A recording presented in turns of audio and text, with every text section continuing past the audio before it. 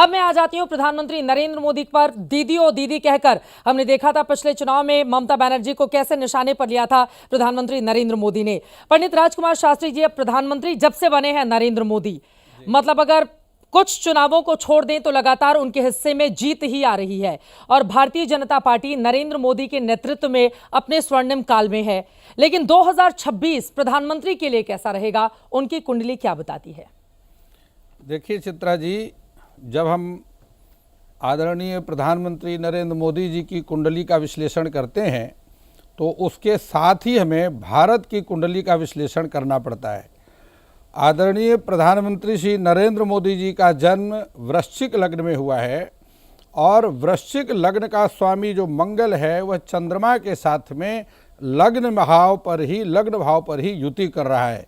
यह मोदी जी के लिए बहुत ही उपयुक्त समय है और भारत की कुंडली वृष लग्न की है और चंद्रमा के साथ में भारत की कुंडली में शनि, शुक्र, सूर्य और चंद्रमा, इन 4 ग्रहों का यह विशेष राजयोग बन रहा है।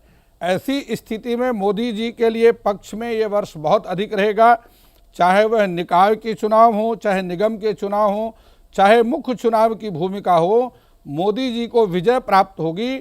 और दक्षिण पूर्वी भारत में विशेष रूप से मोदी जी का फोकस रहेगा। दक्षिणी भारत में मोदी जी को विजय की प्राप्ति होगी और भारतीय जनता पार्टी का भी प्रभाव इस वर्ष बढ़ने वाला है।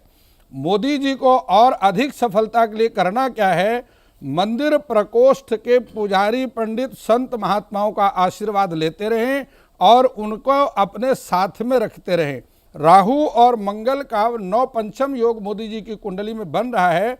उन्हें अपने स्वास्थ्य को बहुत ध्यान रखना चाहिए और विरोधियों से सावधान रहने की आवश्यकता। एक छोटा सा जवाब मैं आपसे और चाहूंगी राजकुमार शास्त्री जी। हम सब जानते हैं प्रधानमंत्री नरेंद्र मोदी के जितने भी विरोधी हैं, चाहे गुजरात में मुख्यमंत्री के तौर पर देखें या फिर देश में जब से वो प्रधानमंत्री बने, सभी इतने ज्यादा कमजोर हैं कि उनके आसपास भी वो खड़े नजर नहीं आते हैं।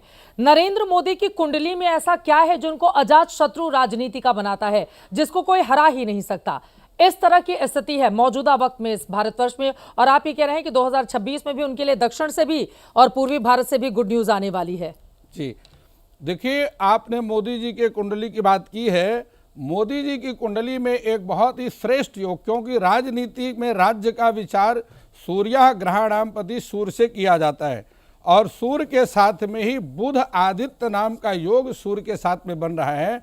और बुध अपनी मूल त्रिकोण राशि जो कि कन्या राशि पर स्थित है, यह बुध की अपनी राशि भी है। यहाँ बुध उच्च के भी होते हैं और कन्या राशि पर यह बुध की मूल त्रिकोण राशि भी है। यह योग हमेशा ही, और आप यह कह दीजिए कि शत्रुघ्नता योग का निर्माण कर रहा है।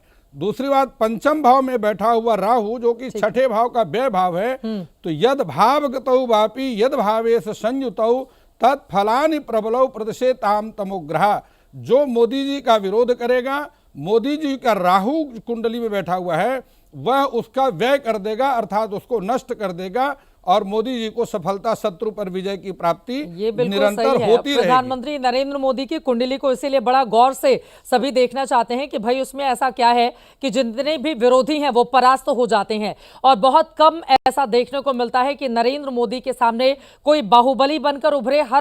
हमेशा वो धुरंधर साबित हो रहे हैं राजनीति के, और 2026 भी उनका ऐसा ही रहने वाला है।